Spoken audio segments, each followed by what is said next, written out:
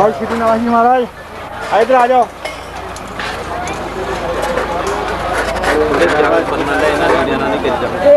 महाराज नहीं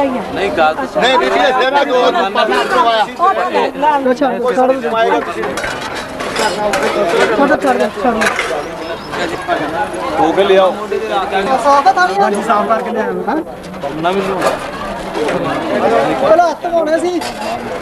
अच्छा ठीक है ठीक है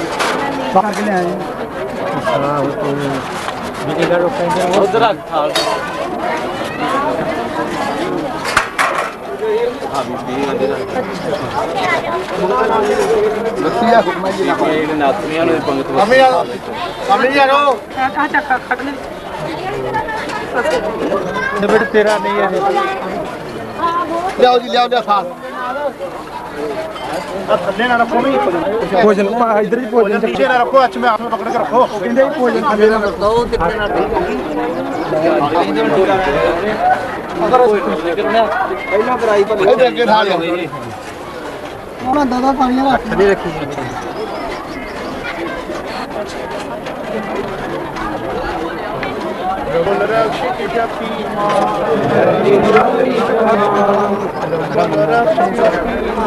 जय श्री वाल्मीकि भगवान जय श्री वाल्मीकि भगवान रक्षी शक्ति रघुकुल रक्षी शक्ति रघुकुल रक्षी शक्ति अरे होइए स्वामी रघुकुल रक्षी शक्ति जय श्री वाल्मीकि रघुकुल रक्षी की शक्ति रघुकुल रक्षी की शक्ति रघुकुल रक्षी की शक्ति रघुकुल रक्षी की शक्ति रघुकुल रक्षी की शक्ति लेके जी क्या करना है इसको फेंक दो जी यहाँ पर ये बैठे हैं में अच्छा तो मैं पीना हूँ देखो जी पानी लेना पानी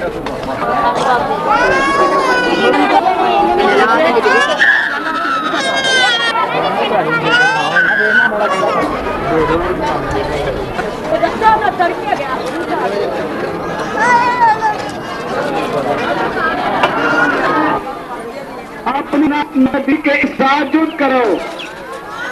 शत्रुघ्न की आज्ञा पाकर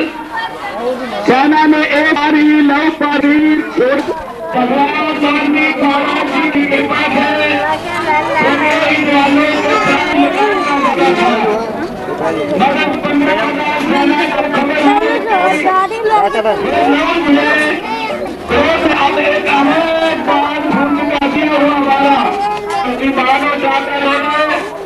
बालक अब भी बोला छोड़ दो राजा रामचंद्र जी की स्त्री लड़की ने बोली थी उठाकर शत्रु बल की तरफ बढ़ा। शत्रु गांधी के तीरों से कान बैठने लगे तो वो कीमत लग गया। जय बाजार लगते शत्रु गांधी का बाजार छूट गया और राम जाते रहे। शत्रु गांधी 15 राजा में से एक पूत बच रहा तो उसने अयोध्या में जाकर राजा रामचंद्र जी को खबर दी के शत्रु को सेना समेत 11 वर्ष के बालक ने मार दिया है और कोड़ा रोक कर वो बालक किसी ऋषि का मालूम होता है और उसका नाम लहू है। भगवान की लक्ष्मण जी का दुख बचाया का ये वचन सुनकर और राजा रामचंद्र जी और भक्त लक्ष्मण बड़े हैरान हुए। अयोध्या में हलचल मच गई, हमें शोक पड़ा। राजा रामचंद्र जी से रामजी का मरना सुनकर रोने लगे। फिर लक्ष्मण जी ने रामचंद्र जी के आगे प्रार्थना करी, महाराज आपकी आज्ञा हो तो सेवा ही को मारने जाऊं और शत्रु का बदला ले आऊं और घोड़े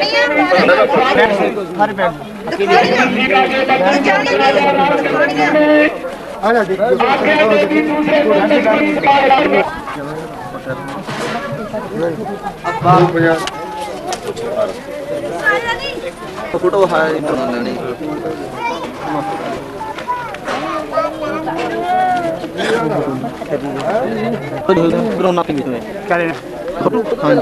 मेरी फोटो नहीं है खत्म ना नहीं जड़ियां तुसीं हुण अंदरों ले आंदे होना किन्हों की फोटो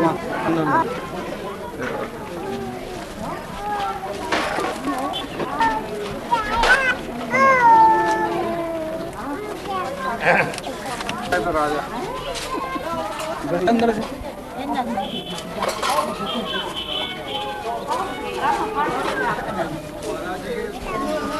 कॉपी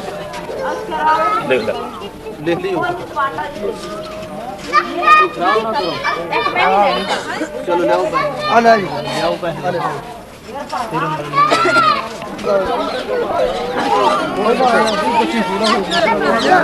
वो पते बंदे ने मतलब सेवादार है नहीं सब कुछ नहीं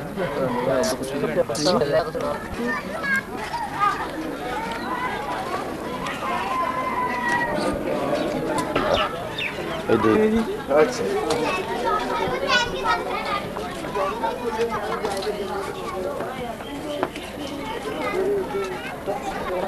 आपका फिरोजपुर ਦੇ ਪਰਲੇ ਪਾਸੇ ਦਾ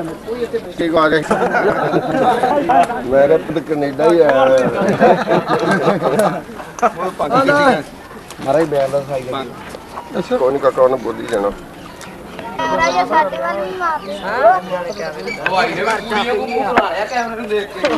ਮੈਂ ਆਏ ਨਹੀਂ ਬੁਲਾਉਂਦੇ ਹਾਂ ਸਾਡੀ ਰੋਈ ਬੰਦੀਆਂ ਇੱਕ ਨੰਬਰ ਲਾ ਗਿਆ ਹਾਂ ਨਹੀਂ ਚੱਕੀ ਦਾ ਮੂੰਹ ਥੱਲੇ ਨੂੰ ਰੱਖੀ ਆ ਥੱਲੇ ਨੂੰ ਕੀ ਆ ਉਹ ਨਾ ਵੀ ਨਾ ਕਰ ਦਿੰਦਾ ਤੂੰ ਤਾਰ ਚੱਕਿਆ आजा ले लो ना मार दो ना जगले में कितना लोग नहीं तो मैं बैठी नहीं गई नहीं है बेटा हां बना दे ऐसा बना दे काट के यार को टक्कर की करके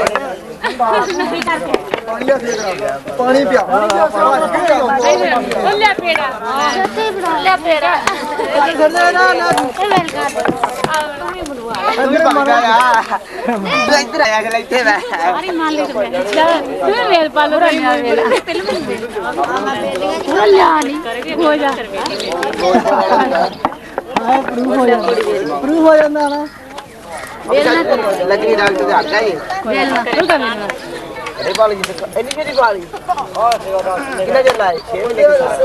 ਜਾਊਂਗੇ ਹੋਰ ਸਾਲ 1.5 ਸਾਲ ਦਾ ਮੈਨੂੰ ਹੋ ਗਿਆ ਪਾਲੋ ਲਈ ਮੈਨੂੰ ਵੇਲ ਨਾ ਕਦੇ ਮੈਂ ਕਰਦੇ ਭਾਈ ਨੂੰ ਜਾਵਾ ਮੈਨੂੰ ਤਾਂ ਮੈਂ ਹੋਰ ਸਾਡੇ ਸੀਨ ਹੁੰਦੇ ਤਾਂ ਆਪਾਂ ਵੇਖੀ ਇਹ ਆਪਾਂ ਜਾਣੀ ਨਾ ਪਿੰਡ ਦੇ ਮੂੰਹ ਆਪਣੇ ਚੱਲ ਸਾਰੀ ਕਮਾਈ ਚੱਲ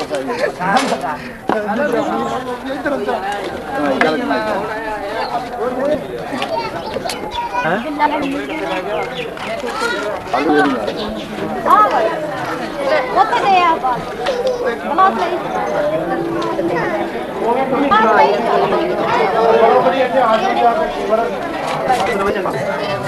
ਸਾਡੀਆਂ ਰੋਜੀ ਬਣਦੀਆਂ ਕਿੱਥੇ ਕਿੱਥੇ ਦੇਖਾਂਗੇ ਜਿਹਨਾਂ ਨੂੰ ਸ਼ੌਕ ਹੈ ਨਾ ਉਹਨਾਂ ਨੂੰ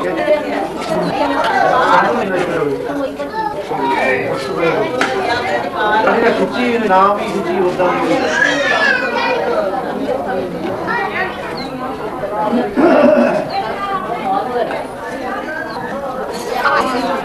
ਸਤਸੰਗ ਹੋਣਾ ਉੱਥੇ ਖਿੱਚਣੀ ਆ ਸਤਸੰਗ ਦੇ ਵਿੱਚ ਮਹਾਤਮਾ ਦੀ नहीं हमारी नहीं छवि नीचे कर छवि मेरे पास है मेरे हमारे पास हाँ एल्बम है मैं दिखाऊंगा एल्बम दिखाऊंगा आपको मैं दिखाने के 5 रुपए लग जाएंगे दिखाने के 5 रुपए गुरु महाराज के दर्शन कराने के 5 रुपए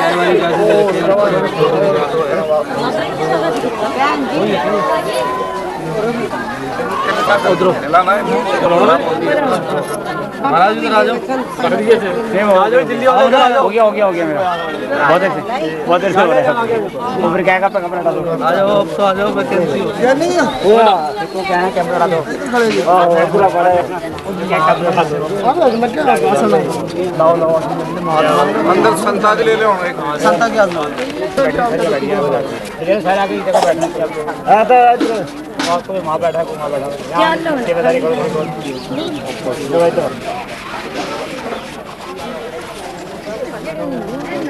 घर बैठे भी अंदर ही बैठे बुला के भी आई आप बुला के आप ये कमांड कर रहे हैं आप सबको कमांड करना चाहिए आप काम क्या करी डाल रहे हैं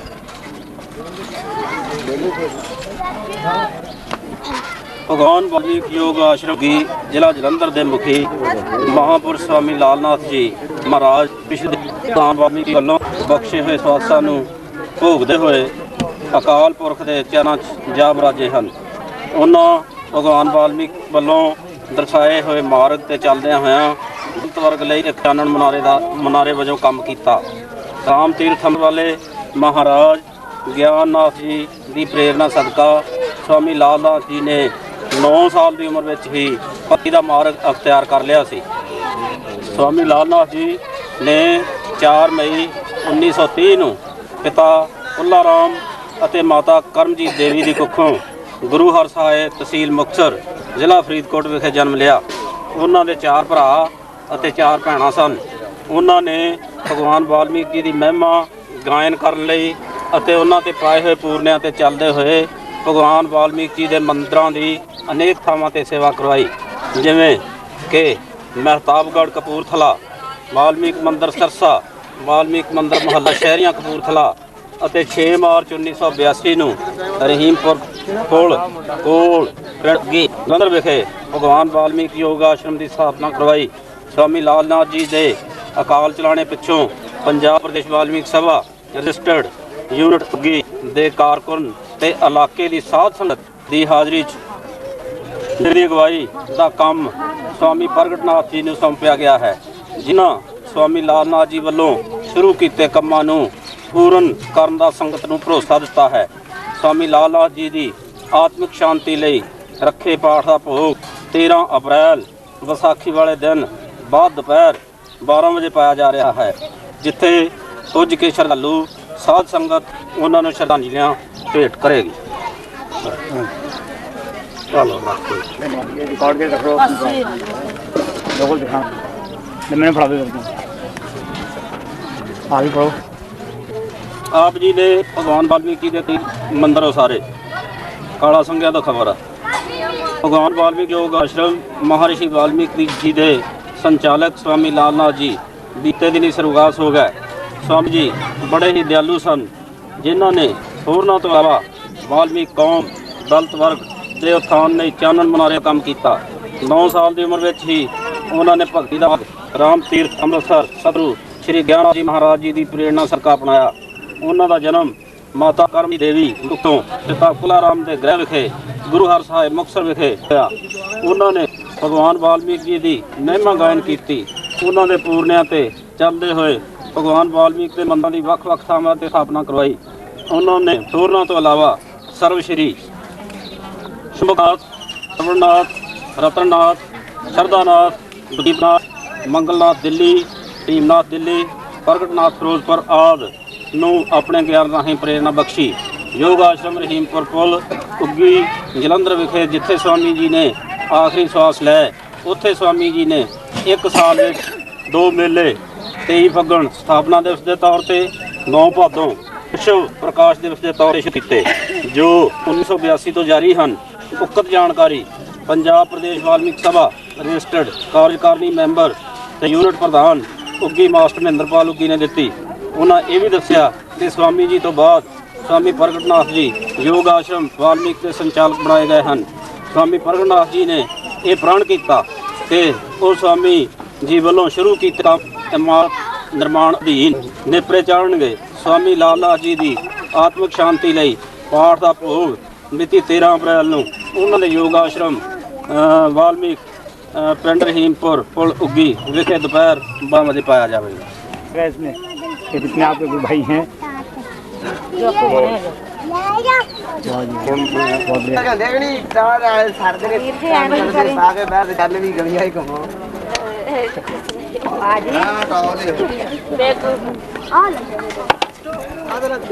अब मेरी पोतरी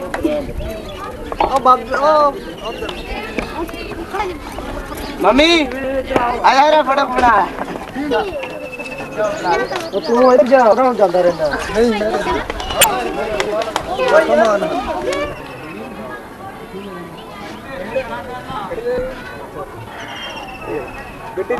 हां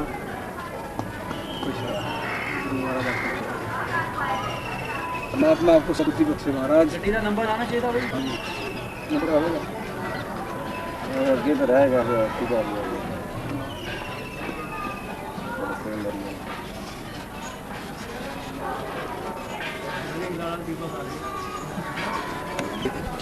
तुम्हारे तो भजन कीर्तन तो शायद कितने बंदे आ गए जी जिन्हें बिल्ले बिल्ले लगे ने कितने बंदे ने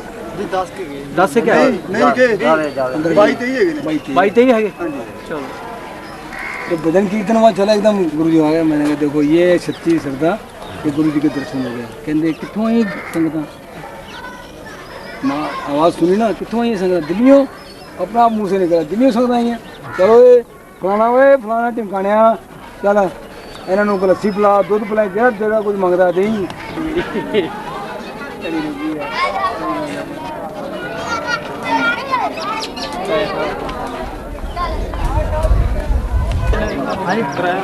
नान है जी बात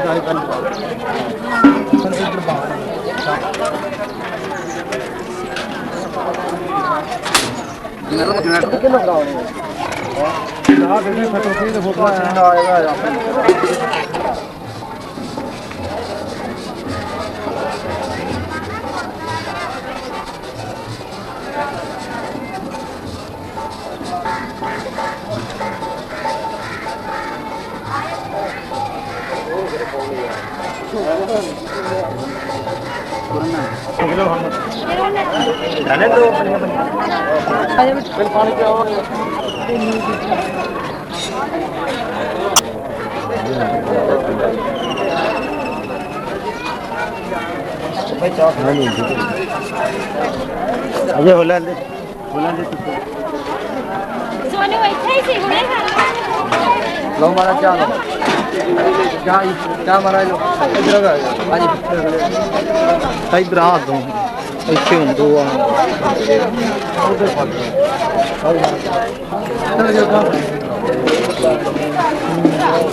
ਲੈ ਯਾਰ ਹੋਰ ਮਾਰਕੀਟ ਫਿਰ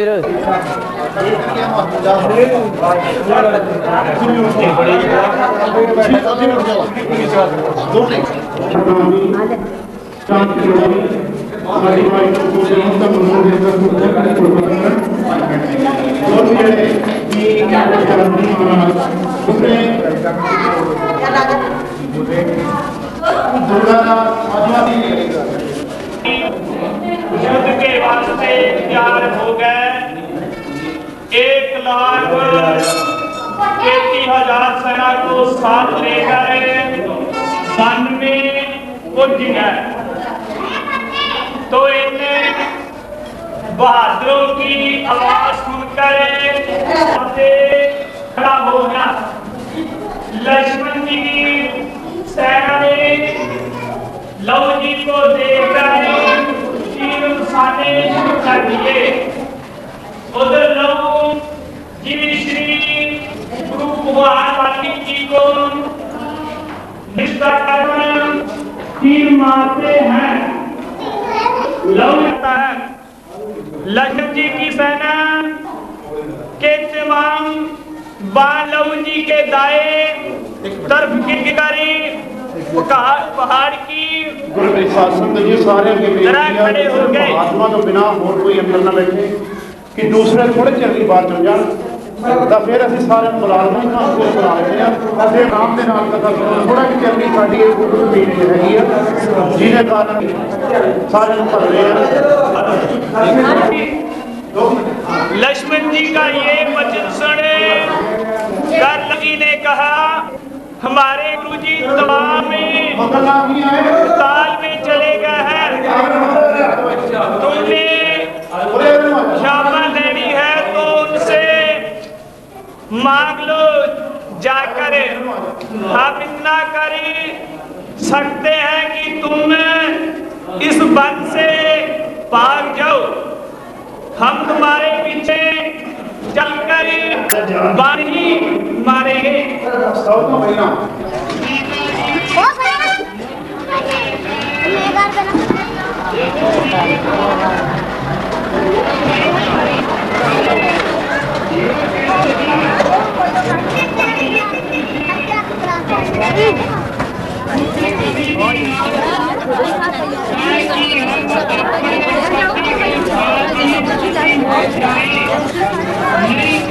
कौन सा मारा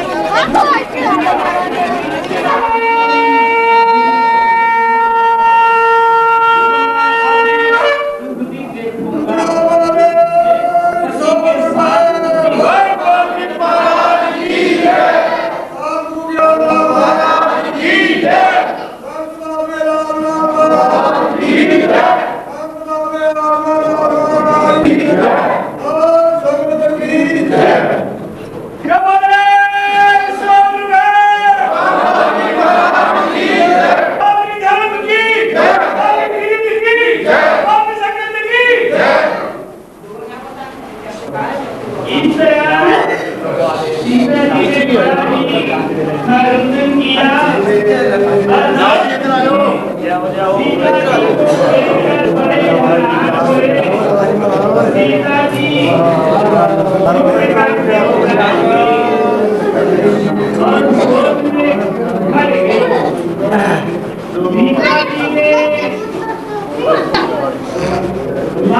मन में विचार किया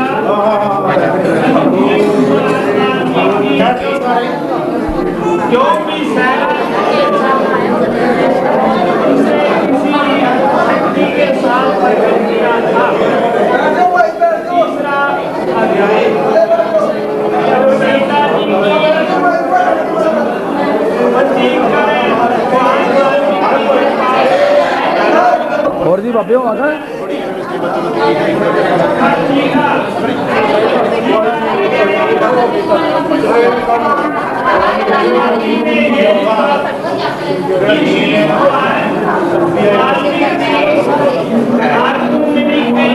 कोई भी हो, ये नहीं अपने कोई भी समझे अपनी सेवा को